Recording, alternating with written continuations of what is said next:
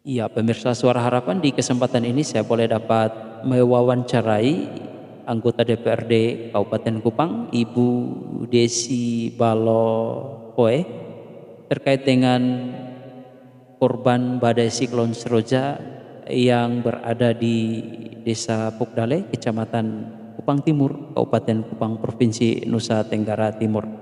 Seperti apa? Ikuti Saya Desi penjelasan Balopoe, Ibu Ketua Komisi 3 anggota DPRD Kabupaten Kabupaten Kupang. Kupang. Saya pahami benar bahwa ada kegelisahan, ada keresahan masyarakat karena mereka memang penyintas seroja dari Desa Pukdale yang pada waktu terjadinya seroja memang saya sendiri langsung ada di lokasi pada hari pertama ketika seroja itu menimpa di Desa Pukdale. Dan saya pahami ada keresahan, ada kegelisahan karena mereka penyintas yang sedemikian banyak belum tersentuh oleh bantuan pemerintah. Yang pertama bahwa sebenarnya pemerintah dan juga DPRD sudah melakukan langkah. Yang pertama adalah mereka diberikan bantuan relokasi. Tetapi memang karena ada persoalan soal status tanah, maka kemarin saya waktu reses di Desa Pukdale, saya sudah membangun komunikasi dengan pemerintah dan masyarakat setempat untuk bagaimana status mereka untuk menerima bantuan relokasi ini sambil kita tetap berjuang bantuan relokasi ini dapat dinikmati oleh masyarakat Pukdale, tetapi kita juga menempuh jalan yang lain. Artinya dari mereka yang akan menerima bantuan relokasi ini kita ubah mereka menjadi penerima bantuan sebagai penyintas seroja, dan ini sudah terkomunikasi dengan baik antara masyarakat, antara pemerintah Desa Pukdale juga dengan Badan Penanggulangan Bencana Daerah yang difasilitasi oleh saya dan juga oleh Pak Mase, dan sudah ada pertemuan bersama Bupati Kupang dan sudah ada kesepakatan tentang hal ini. Tetapi memang bahwa ini kan ada prosedurnya.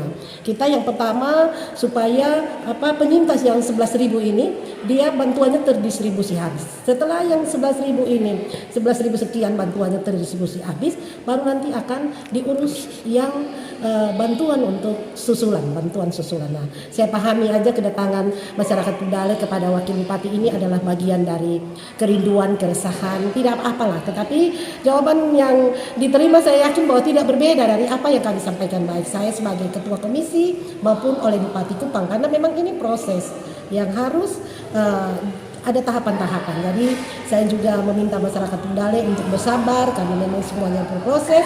Tetapi sebagai wakil rakyat, saya tentu akan berdiri bersama masyarakat khususnya yang di Desa Pukdale karena memang mereka belum menerima bantuan sampai dengan saat ini. Dan saya pikir pemerintah daerah juga punya komitmen yang sama. Nanti kita saling membangun komunikasi, saling membangun koordinasi sehingga pada akhirnya tidak ada yang terkecewakan dari pendistribusian bantuan khusus dana. Sebagai wakil dari rakyat, saya justru meminta pihak-pihak tertentu, apalagi dalam hal ini dalam kapasitas sebagai pemerintah daerah, jangan membuat polemik di tengah masyarakat, jangan malah membenturkan antara pemerintah dan pemerintah sendiri. Kasihan kan, rakyat sudah tertimpa bencana saat ini bantuan belum sampai, lalu pemerintah sendiri bersama DPR sementara berupaya supaya mereka sebagai penyintas khusus di Desa Pukdale bisa mendapatkan bantuan. Nah, ini ada tindakan-tindakan menyesatkan dari, katakanlah ini dari pemerintah sendiri. Saya tidak perlu menyebut siapa, tetapi benturan-benturan informasi ini justrulah yang akan membuat kekacauan. Justru pemerintah diharapkan memberikan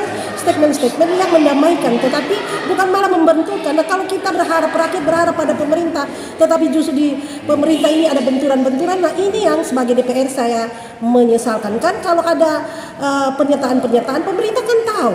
Kalau pernyataan pemerintah kan tahu bahwa proses ini sementara dilakukan karena kan kebijakan soal pendistribusian ini kan dilakukan oleh pemerintah. Nah, kalau pemerintah sendiri saling membenturkan diri, saya sebagai Ketua Komisi 3 DPRD Kabupaten Kupang, saya menyesalkan sikap-sikap seperti itu, dan bahkan saya nyatakan pikiran-pikiran itu adalah pikiran-pikiran yang menyesatkan dan membuat semakin hati rakyat menjadi luka karena di tengah kegelisahan, di tengah kekhawatiran apakah mereka menerima bantuan-bantuan seroja ini atau tidak, justru ada pertentangan informasi antara yang satu dengan yang lain. Kalau Pak Bupati sudah menerima pemerintah dan masyarakat Desa Pukdale dan sudah menjanjikan bahwa distribusi bantuan itu akan diberikan karena mereka sudah berpindah dari sebagai penerima bantuan relokasi menjadi penyintas. Nah ini saya pikir ini kan sudah ada, Pak Bupati sudah menyatakan itu, Badan Penanggulangan Bencana Daerah sudah menyatakan itu, saya yang memfasilitasi sudah menyatakan demikian. Lalu ada informasi yang lain dari pemerintah bahwa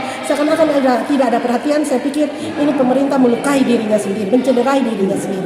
Sehingga saya memintalah kepada pemerintah dalam hal ini ya, kepada siapapun yang membuat statement yang seakan-akan menyesatkan dan membuat ada benturan-benturan di masyarakat, saya pikir hentikan. Saya bilang hentikan, karena apa yang dialami oleh masyarakat ini adalah tragedi kemanusiaan.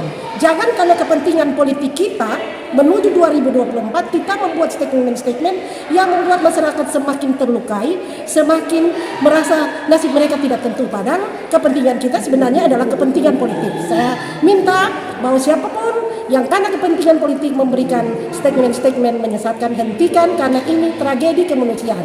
Kita urus menggunakan hati nurani. Kita jangan mengedepankan politik pencitraan untuk menuju 2024. Tidak, kita hentikan politik pencitraan untuk 2024 dan kita urus masyarakat berdasarkan kebenaran hati nurani. Damaikan hati masyarakat, buat statement yang sejuk dan yang pasti. Terima kasih.